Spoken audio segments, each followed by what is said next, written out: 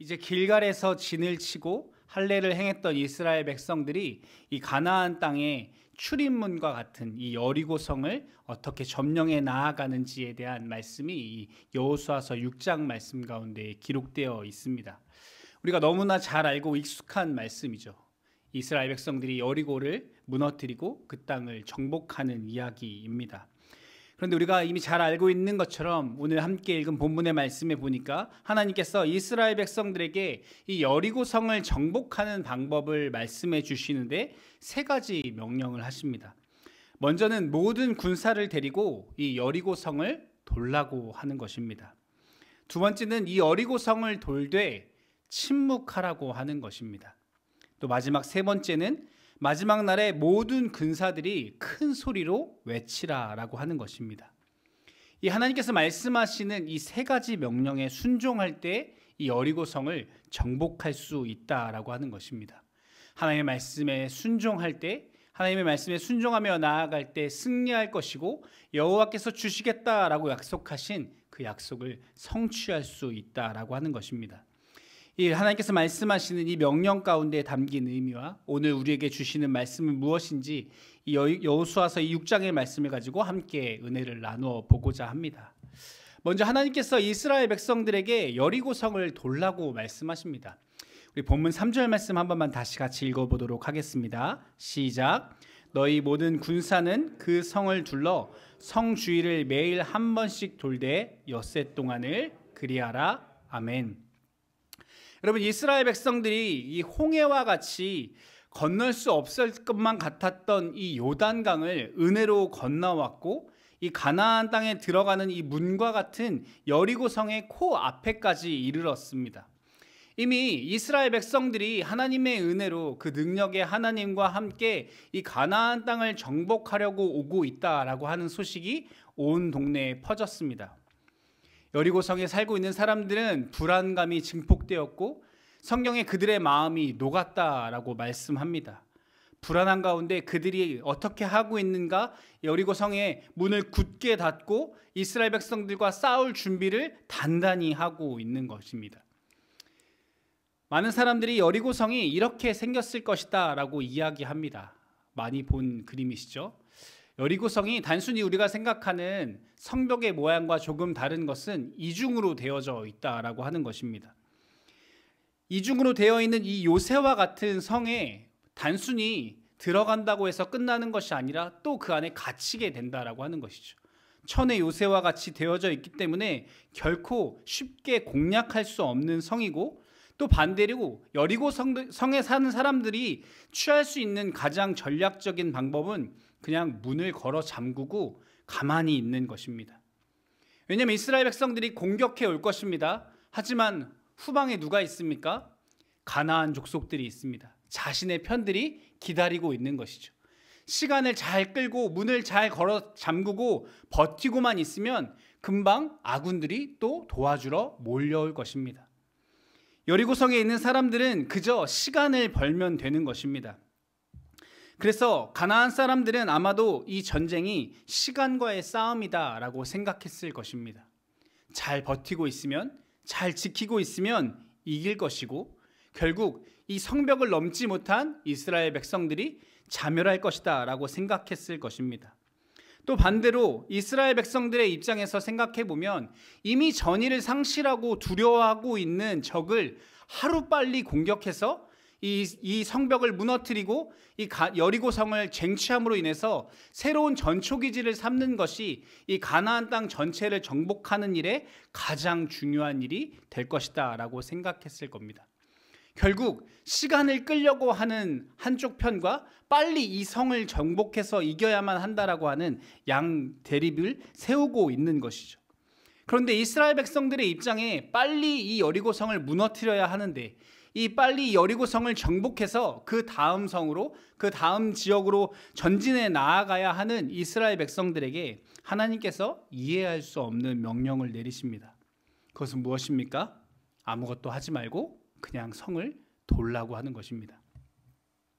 이어지는 본문 4절 말씀에 이렇게 말씀합니다. 제사장 7은 7 양각 나팔을 잡고 언약궤 앞에서 나아갈 것이요 일곱째 날에는 그 성을 7번 돌며 그 제사장들은 나팔을 불 것이며.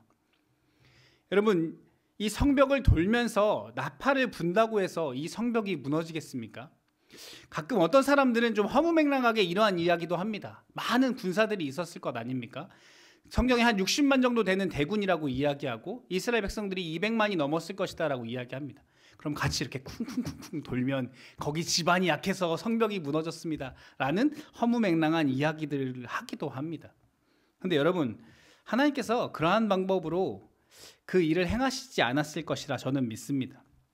하나님께서는 때때로 우리에게 이해되지 않는 명령을 하십니다. 굉장히 위험하죠. 성벽 위에서 분명히 여리고 사람들이 내려다보고 있었을 겁니다. 급한 마음이 있겠죠. 빨리 적군의 지원군들이 도착하기 전에 이 여리고 성을 정복해야 합니다. 빠른 시일 내에 정복해서 그들이 이 전초기지로 삼아야 하는 여리고 성을 정복해야 하는데 아무것도 안 하고 일주일이나 하루에 한 바퀴씩 도는 것이 전부다라고 하는 것이죠. 얼마나 여러분 답답하고 어리석어 보입니까? 그런데 하나님께서 이 어리석어 보이고 답답해 보이는 이 일을 통해서 이스라엘 백성들 가운데 하나님의 백성들에게 가르치시고자 하는 것이 있다라고 하는 것입니다. 그것은 인생의 모든 삶의 진리와 승패가 하나님의 손에 달려 있다라고 하는 것입니다. 인간의 모든 삶이 하나님의 주권에 달려 있다라고 하는 사실을 하나님께서는 하나님의 백성에게 가르쳐주고 싶으신 것입니다. 가나안 땅을 정복하는 일, 더 나아가서 이 땅을 살아가는 삶의 본질이 하나님의 손에 있다라고 하는 것입니다. 그래서 고린도전서 1장 25절 말씀에도 이렇게 말씀합니다. 하나님의 어리석음이 사람보다 지혜롭고 하나님의 약하심이 사람보다 강하니라. 아멘. 여러분, 지금 상황에 가장 합당한 말씀이지 않습니까? 어리석어 보이는 하나님의 명령이 인간의 그 어떠한 지혜와 능력보다 뛰어나고 강하다라는 사실을 하나님의 백성은 반드시 배워야 하는 것입니다. 어쩌면 하나님께서 이스라엘 백성들을 택하신 것부터가 어쩌면 어리석고 미련해 보이고 답답해 보이는 일입니다. 여러분, 하나님께서 단순히 가나안 땅을 취하기 원하시는 것이 하나님의 일이고 하나님의 목적이었다면 이스라엘 백성들을 굳이 어렵게 출애굽시키시고 그 힘없는 사람들을 가르치시고 이끌어가는 수많은 시간들을 허비할 필요가 없다라고 하는 것입니다. 단순히 생각할 때 당시에 애굽 사람들이나 블레셋 족속이 훨씬 더 하나님의 일을 행하시기에 빠르고 편하고 용이할 것입니다.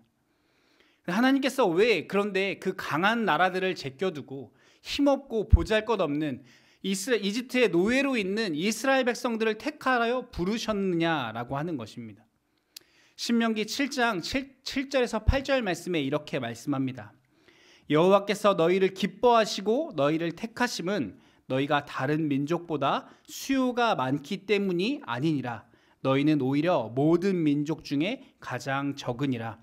여호와께서 다만 너희를 사랑하심으로 말미암아 또는 너희의 조상들에게 하신 맹세를 지키려 하심으로 말미암아 자기의 권능의 손으로 너희를 인도하여 내시되 너희를 그 종되었던 집에서 애굽 왕 바로의 손에서 속량하셨나니. 아멘. 여러분, 이스라엘 백성들을 하나님께서 왜 택하셨다라고 말씀하십니까? 하나님께서 그들을 기뻐하시고 사랑하셨기 때문에, 하나님께서 그들과 약속하셨기 때문에, 하나님께서 약속하신 그 언약을 지키시기 위해, 무엇보다 하나님께서 우리를 사랑하셨기 때문이다라고 말씀합니다. 여러분, 이스라엘 백성들에게만 그런 것이 아니라 저와 여러분에게도 동일하지 않습니까? 하나님께서 우리를 기뻐하시고 사랑하시기 때문에 하나님의 은혜로 우리가 오늘을 살아가는 것이지 우리의 어떤 능력이나 우리의 노력 때문이 아니다라고 하는 것입니다. 하나님은 약하고 미련한 이스라엘 백성들을 택하셔서 하나님의 전적인 사랑과 은혜, 하나님의 능력, 하나님의 구원하심을 드러내시고 선포하시고 또 가르치시기 위하여서 그들을 이끌어내셨다라고 하는 것입니다. 동일하게 하나님께서 우리를 부르신 이유도 그와 같습니다. 사랑하는 성도 여러분, 오늘 우리가 이 여호수아서 6장의 말씀 또한 이러한 맥락에서 바라보아야 합니다. 여리고성을 돌라고 하는 것은 어리석고 미련한 것이 아니라 하나님의 은혜라고 하는 것입니다.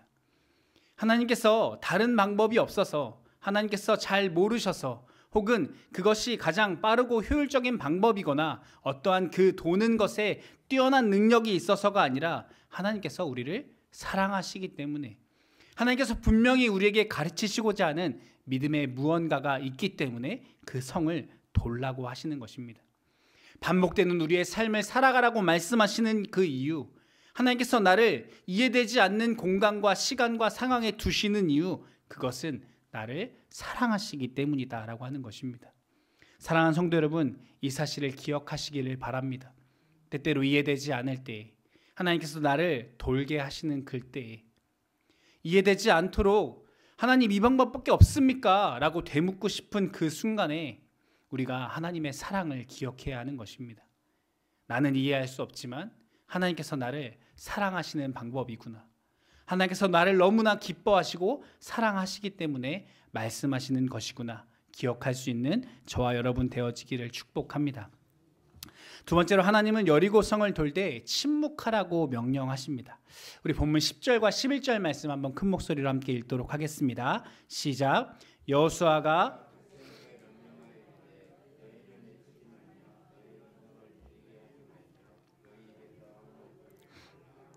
게다가 내가 너희에게 명령하여 외치라 하는 날에 외칠지니라 하고 여호와의 궤가 그 성을 한번 돌게 하고 그들의 진영으로 들어와서 진영에서 자니라. 아멘.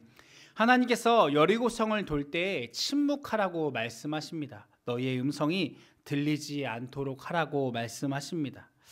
여러분, 성경에 보면 전쟁에 나아갈 수 있는 장정이 60만이 넘었다라고 이야기합니다. 여러분, 60만 명이 모이면 얼마나 시끄러울까요? 남자들도 원래 모이면 좀 시끄럽거든요.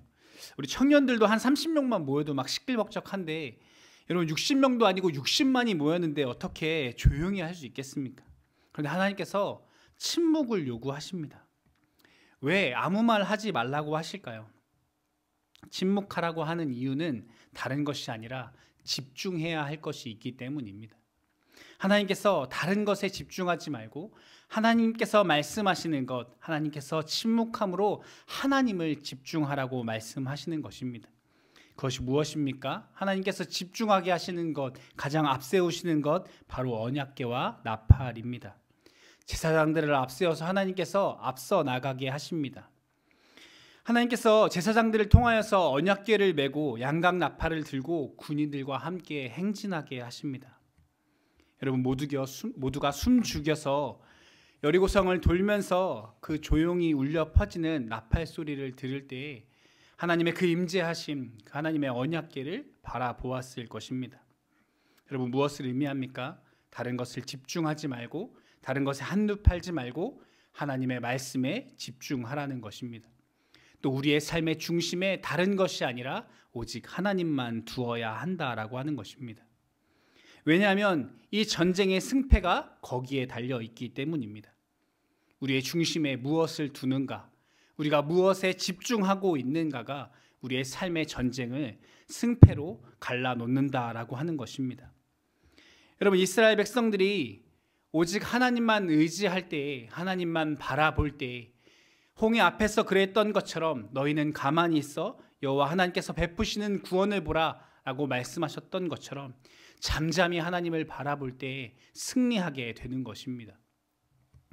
오늘날 영적인 전쟁터에 살아가는 모든 그리스도인들의 삶도 이와 같습니다. 사랑하는 성도 여러분, 우리의 마음과 생각과 시선이 어디를 향해 있습니까? 하나님의 말씀입니까? 아니면 우리가 추구하고 바라고 얻기 원하는 것입니까? 여러분, 세상은 점점 한눈 팔기 좋은 세상으로 변해갑니다. 여러분, 생각해 보십시오. 우리는 취미 생활이나 내가 즐거워하는 것, 내가 기뻐하는 것, 그것에 우리의 삶을 맞추어 생활하기 좋아합니다. 단편적인 예로 여러분, 드라마 하나만 예를 들어도 그렇습니다. 드라마를 너무 좋아하시는 분들은 그 드라마 시간에 맞추어서 살아갑니다. 그 시간에 되면 만사를 제쳐두고 그걸 해야 합니다. 또 먹는 것을 좋아하는 분들은 먹기 위해서 돈을 모으고, 또 어떤 분들은 그것을 먹으려고 해외여행을 가기도 합니다. 또 여러분 생각해 보십시오. 연애를 처음 시작하는 연인들을 생각해 보십시오. 하루 종일 그것만 생각합니다. 언제 만날까? 어디서 무얼 먹을까? 우리는 무언가 집중하고 내가 좋아하는 것, 내가 추구하는 것을 내 삶의 그 모든 것들을 맞추어 살아가려고 합니다. 여러분, 그래서 하나님은 이스라엘 백성들에게 또 하나님의 백성인 우리에게도 다른 것이 아니라 하나님에게 집중하라고 말씀하십니다. 하나님의 말씀에 집중하여 살아가라고 말씀합니다. 우리의 마음의 중심에 다른 것이 아니라 하나님을 두고 살아가야 한다라고 이야기하고 계신 것입니다. 때때로 끊임없이 내 삶에 내가 주인 되어서 내 중심에 내가 자리하고 앉아서 내가 원하는 것을 따라가는 것이 우리의 삶이더라고 하는 것입니다. 그런데 하나님께서 원하시는 것은 우리가 잠잠히 있고 우리가 침묵하고 하나님께서 말씀하시도록 내 삶의 주인의 자리를 하나님께 내어드리기를 원하신다라고 하는 것입니다. 하나님께서 내 삶의 중심에 주인 되어 자리하고 계실 때 여러분, 우리는 승리할 수 있는 것입니다. 내 생각과 내 소리를 낮추고 하나님의 말씀이 드러나도록 하나님께서 내 삶에 일하시도록 내 삶의 주인의 자리를 내어드려야 하는 것입니다. 그러기 위해서 가장 먼저 우리는 잠잠해야 하는 것입니다. 그때 우리가 하나님의 일하심과 하나님의 역사하심과 하나님의 음성을 듣게 되어지는 줄 믿습니다. 그러므로 사랑하는 성도 여러분, 우리가 언제 어디에 있든지 우리의 마음과 생각과 시선이 오직 주님께로만 향하여 있고 항상 우리의 삶의 주인이 주님 되어지시기를 축복합니다. 마지막으로 큰 소리로 외치라고 말씀합니다. 본문 5절 말씀에 보면 5절 말씀에 제사장들이 양각 나팔을 길게 불어 그 나팔 소리가 너희에게 들릴 때에는 백성은 다 큰 소리로 외쳐 부를 것이라. 그리하면 그 성벽이 무너져 내리리니 백성은 각기 앞으로 올라갈지니라 하시매. 하나님께서 6째 날 동안에는 조용히 침묵함을 요구하셨는데 7째 날에는 큰 소리로 외치라라고 명령하십니다. 큰 소리로 외쳤기 때문에 무너졌을까요? 아니요, 우리가 잘 아는 것처럼 큰 소리로 외쳤기 때문이 아니라 하나님께서 하라고 하시는 대로 순종했기 때문입니다. 우리는 때때로 이렇게 반응합니다. 하나님 언제는 침묵하라고 하고 언제는 소리치라고. 하나님 이랬다 저랬다 하십니까? 일관성 없어 보이고, 하나님 저거 외친다고 무너지겠습니까? 벽돌이라도 하나 빼야지 무너지지. 하나님 제가 삽이라도 한 삽 퍼야지 이게 무너지지. 하나님 소리친다고 이 벽이 무너지겠습니까? 하나님 내가 아무리 큰 소리 쳐도 우리 자녀들도 말 안 듣는데 이 성벽이 무너지겠습니까? 라는 마음이 우리 가운데 있다라고 하는 것이죠. 그런데 여러분, 일관성 없어 보이고 안 될 것 같아 보이지만 하나님의 말씀이라면 끝까지 순종하는 것에 능력이 있다라고 하는 것입니다. 6일 동안 돌면서 빨리 소리치고 싶죠. 내일이라도 당장 소리치고 싶습니다. 소리치면 무너질 것 같으니까. 그런데 여러분, 끝까지 인내하며 하나님의 말씀에 온전히 순종하는 것을 통하여 우리의 삶이 승리하게 되는 것입니다. 그리고 여러분, 6일 동안 한 바퀴 돌고 돌아오고 한 바퀴 돌고 돌아오고 또 7일 날 외치는 그것, 하나님께서 말씀하시는 것을 온전히 순종하며 사는 것, 결국 신앙생활이라고 하는 것은 꾸준함에 있다라고 하는 것입니다.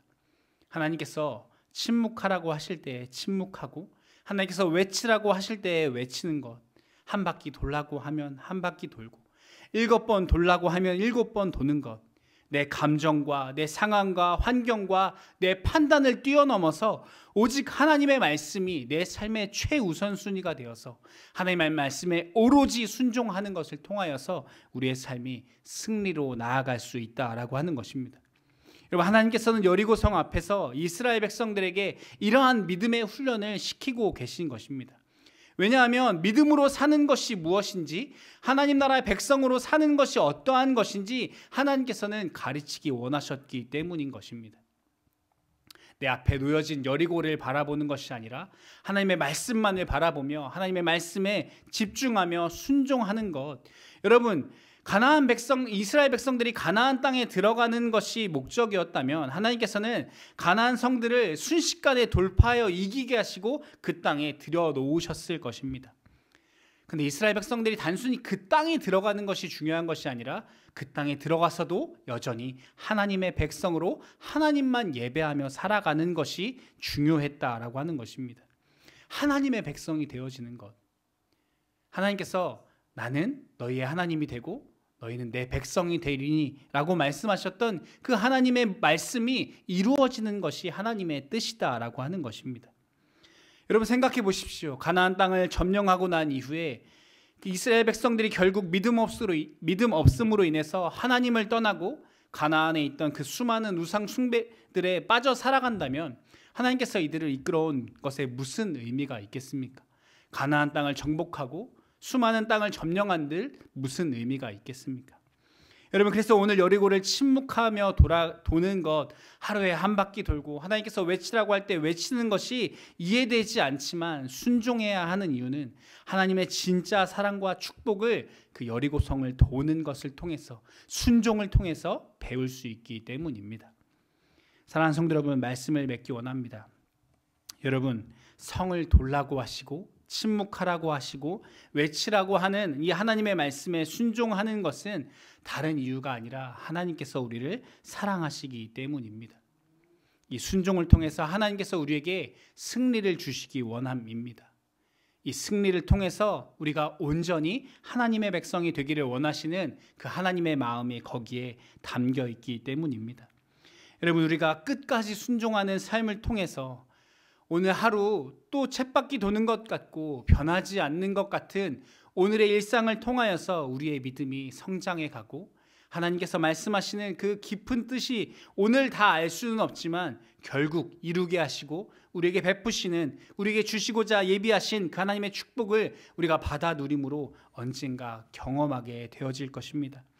그러므로 사랑하는 성도 여러분, 때론 인간적으로 생각해 볼 때 하나님께서 말씀하신 방법과 인도하심이 어리석어 보이고 이해되지 않을 때에도 여전히 순종할 수 있는 우리 되어지기를 축복합니다.